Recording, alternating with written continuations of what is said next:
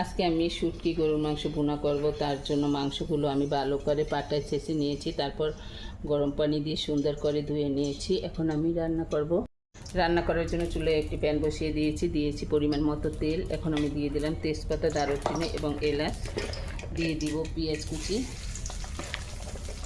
পেঁয়াজটা এখন আমি ব্রাউন করে ভেজে, পেঁয়াজটা ভাজা হয়ে গেছে। এখন আমি এর ভিতরে দিয়ে দিব ধনিয়ার গুঁড়া, জিরের গুঁড়া, লাল মরিচের গুঁড়া, দিয়ে দিব হলুদের গুঁড়া, দিয়ে দিব আদা বাটা এবং রসুন বাটা। আমি এখানে একসাথে নিয়েছি, দিয়ে দিলাম। এখন আমি ভালো করে আবারও কষিয়ে নিব।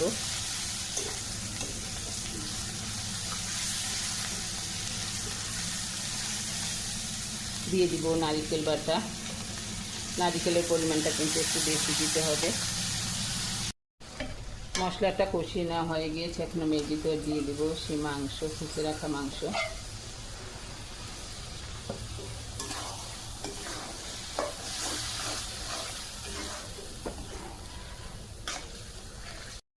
মাংসগুলো আমার হয়ে গিয়েছে। এই পর্যায়ে আমি এর ভিতরে দিয়ে দিব ভাজা জিরের টালা।